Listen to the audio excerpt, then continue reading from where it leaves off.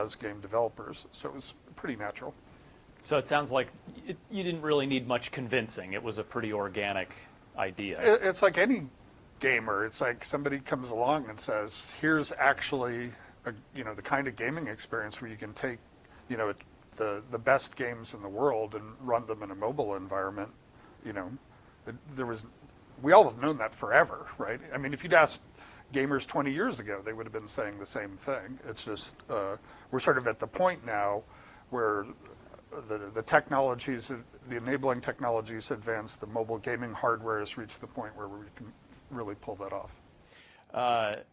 What does success, you just kind of mentioned what you were doing with Index and with Alex and trying to sort of move things forward there in that realm.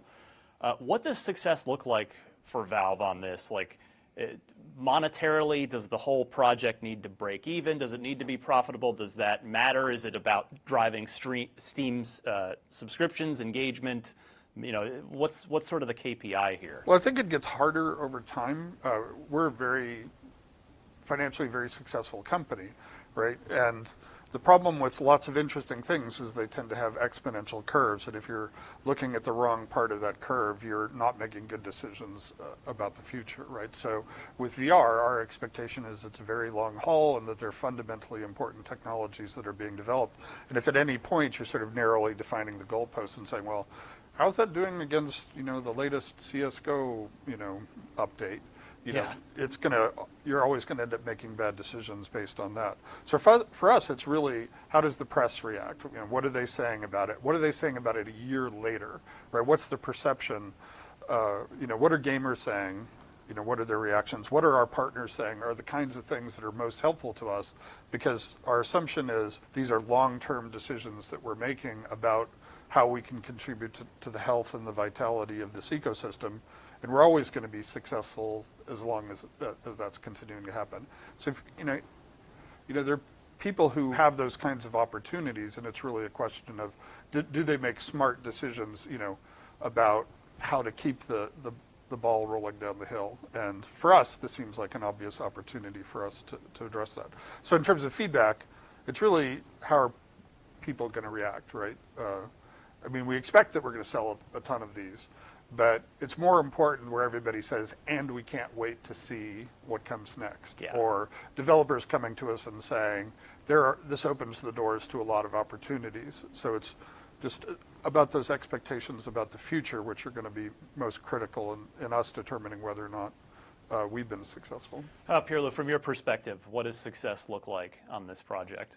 I think Gabe summed it up really well. If down the line we're talking to a bunch of developers on Steam and they're saying, oh wow, this really helped us connect to either a new set of players or players are that much happier playing in the mobile space, and we didn't have to do that much work for it or even no work at all, I think this looks great from our perspective. And if it opens up new opportunities for them when they're thinking about game designs, right? We've been sort of blocking a set of things off as kind of being static and fixed. And if they start viewing this as an opportunity to be more innovative, how can we evolve the input side of this? Right. What are the other technologies that we can bring to this that enable new kinds of experiences and new gameplay mechanics? Well, along those same lines, what have your previous adventures in hardware development taught you heading into this? Well, that's a very long, every time we do anything, we tend to learn a lot. I think Index taught us a lot about the value of doing things hand in hand in software and hardware development, which is something that we expected, right? It was that I felt like we were really successful in capitalizing on, designing controllers at the same time we're designing Alex. Yeah. Trying to do stuff in a game really informs that. A lot of the technologies we've developed in some of these other hardware devices, like the game controller, applies directly to this. The learning curve has to be zero, right? You just have to be able to hand something to them and they say, oh, I know how this all works, right? It's like, oh, look, it does exactly what I expected. I used the touchscreen and it, worked properly. I'm used to, let's say, an Xbox controller. Oh, this behaves exactly how I'm expecting and the games are working. So that's an example of something that we learned there. Price performance is going to be one of the critical factors in the mobile space. And so we've had to be very aggressive in terms of pricing on the deck. Well, speaking of which, I think this is the part where you get to tell me the price, because the audience will know by now, by the time this interview's up. But we've been seeing everything, and so we've actually been curious while we've been here. Now we know that there are multiple versions, all not teraflop wise, not power wise, but just we've got this different storage levels. So what is the price level here? The three price points are $399 for 529 and 649. And the only difference between those is the amount of storage and the speed of the storage. So as you go bigger, we're also making it faster. Yeah, and you've got an NVMe drive in there. Yep. Yeah. And so that's the difference. But all of the other characteristics, in terms of the gaming performance that you're going to get, they're going to be identical. I'm curious, what were some of the other names considered for Steam Deck on the whiteboard? Steam Buddy, Steam Pal. Very early on, we had like pretty terrifying prototypes, so we gave them appropriate names like Ugly Baby and things like that. Those weren't great. Steam Ugly Baby. Yep. Yeah, so we didn't go for that as far as name goes. So one of the really interesting aspects of this that I guess I wasn't expecting coming in here, since we're here just for full context, we're here about a week before this thing gets publicly announced, is it is a PC and it can run other game stores. So you can connect up. You're not just locked into Steam here, which I think when you look at a device like this, that's your expectation. At least it is for me as a gamer. Is, oh well, I'm in that ecosystem and that's it. So it basically means that this thing is the Xbox handheld that Microsoft never made, because if you have Game Pass, you can just sign in on the Microsoft store, download their PC games. Have you talked to Microsoft at all about this yet? Because obviously, I'm sure you have a limited circle of trust here. Like, do they know you're about to release an Xbox handheld? Well, you know more of the details than they do, but our view is that the openness of the PC ecosystem is the superpower, right? That we all collectively benefit from. So if you want to install the Epic Game Store on here, if you want to, run an Oculus Quest on it, those are all great.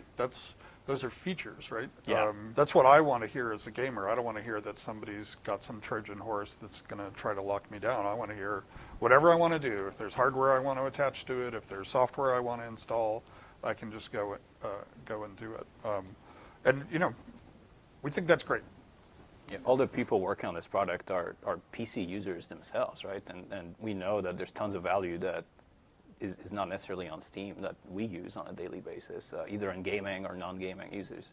So we would have been pretty bummed to try to deliver something that's essentially just a portion of what PC is all about.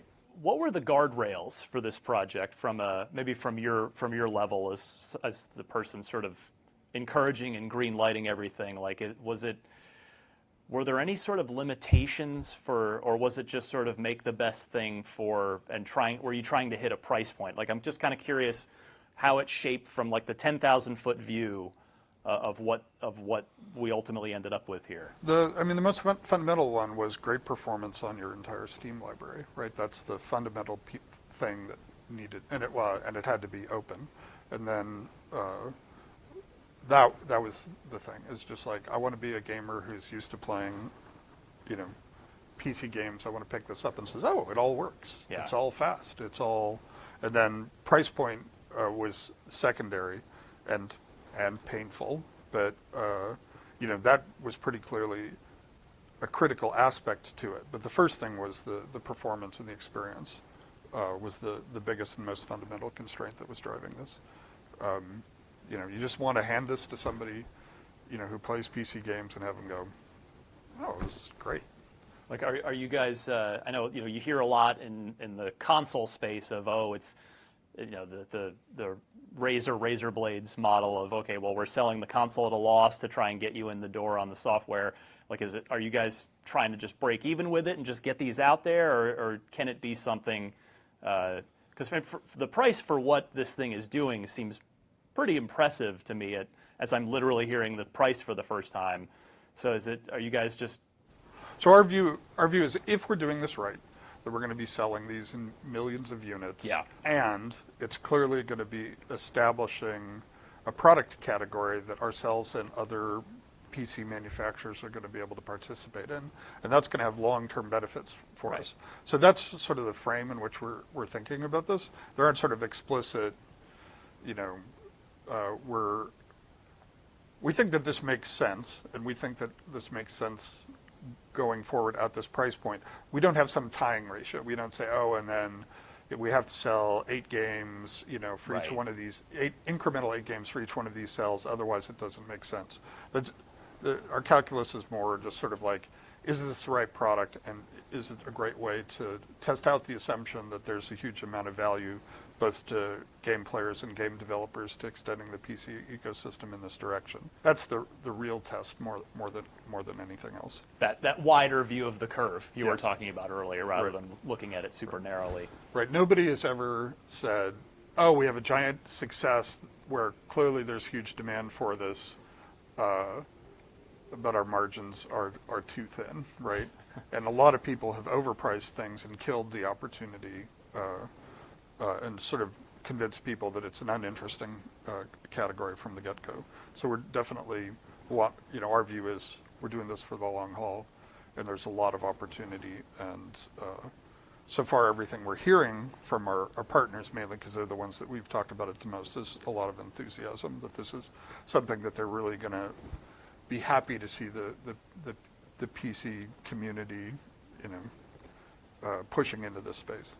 Were there any Gabe-specific features that you requested in the device? Did you kind of weigh in with any wish list items that Pierre-Louis and the team had to then go and work in? Well, I do immediately play Dota with each new version that I get, so I've probably been a little more laser focused on the usability testing of Dota. So you're the trackpad then. That's a big one for you. Makes sense. But that's just me being a gamer, right? That's not me being a president. You can't help. Well, okay, we as gamers can't help but look at this and see, a similar form factor to a Nintendo Switch. I mean, and you guys, you play everything. So, and Nintendo of America's not far from here. Yep. Has the Switch influenced this at all, either ergonomically or in terms of just showing, hey, there is a market for, higher end handheld gaming, or is it just not really a factor for you? There have been attempts to provide mobile gaming platforms for a really long time, and for me, as somebody who's used to sort of high-end desktop PC gaming and console gaming, they always felt like they were compromises. So I think Nintendo does a great job targeting the audience they do with the content that they have, and that's going to be different. Like, when you pick this up, it feels much more like the ergonomics for somebody who's used to playing with, an expensive game controller, right? And it's because of that, it's bigger and it's bulkier than a Switch. And if we're right, that's the right trade-off to be making for the audience that we're going after. And obviously, I think they've sold 85 million Switches. Doing all right. Well, it's obvious that they've made the right set of trade-offs for those customers and that kind of content. And we'll just have to find out whether or not we've made the right trade-offs. For me, it feels supernatural and makes a lot of sense when I'm trying to play, Resident Evil Villages on this. And we're going to find out pretty soon whether those choices that we've made are correct. But I think they are. So.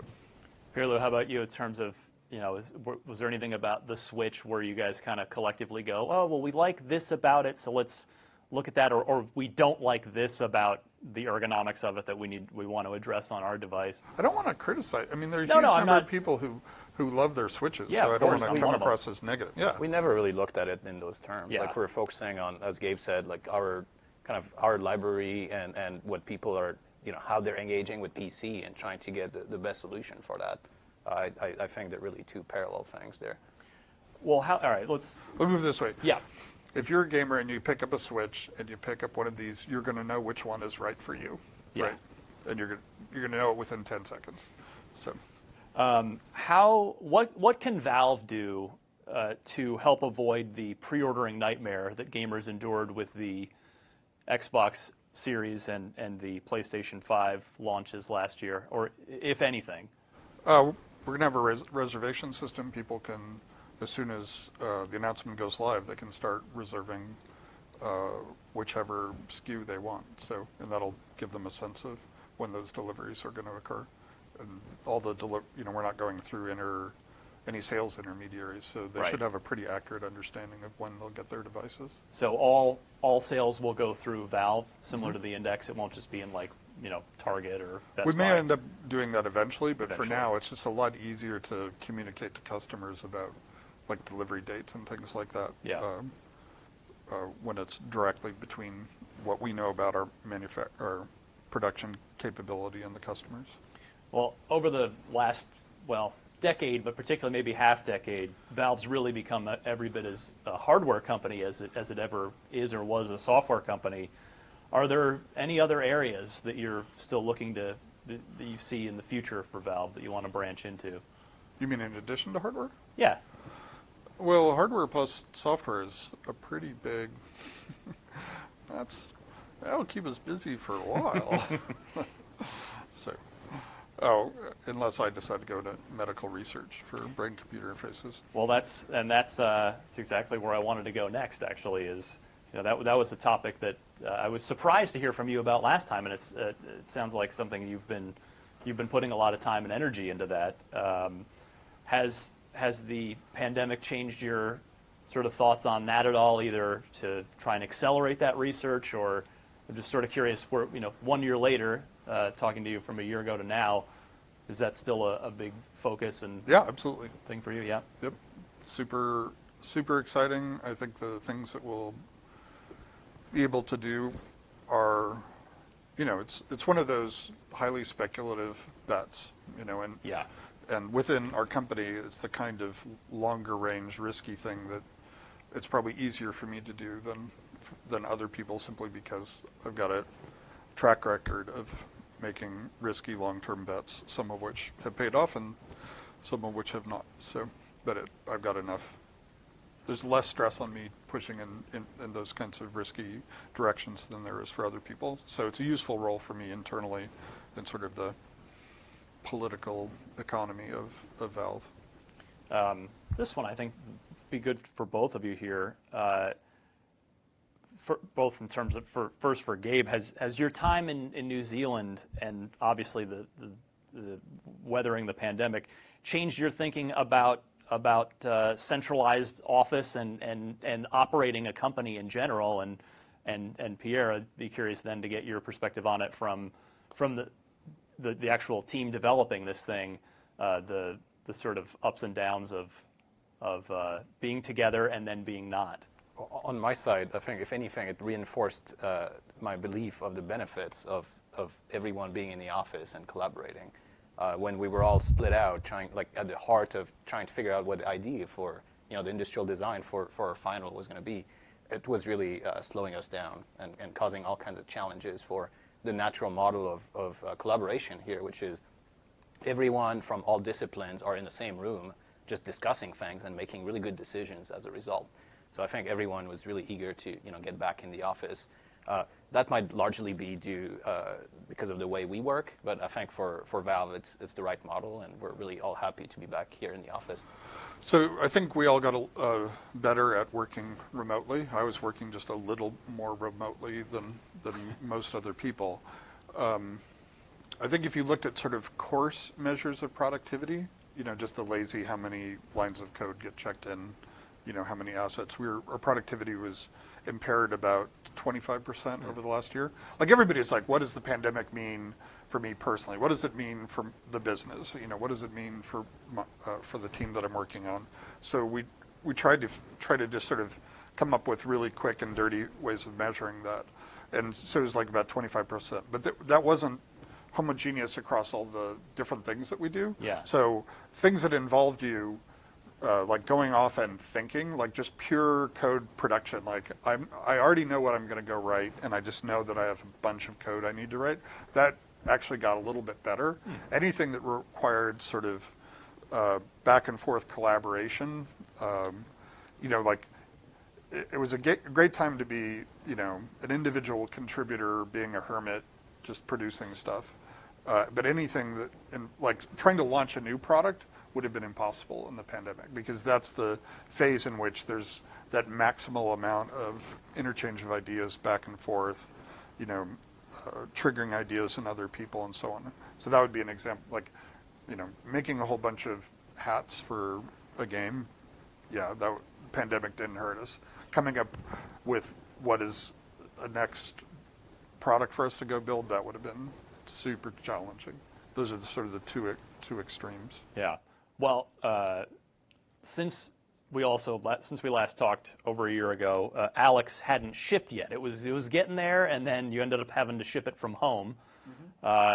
So now that that game's been out for over a year, I'm curious how you feel about it in hindsight. You kind of touched on it early in our conversation here, but are you frustrated that it didn't win more awards that it was certainly worthy of? Did it move the needle on VR adoption?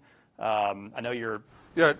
So I'm kind of curious how you feel about it. A year plus out. Yeah, I feel great a year out. I think it's been super helpful in us in terms of like, what do we do next? How do we continue to move VR forward? What are the opportunities in the space?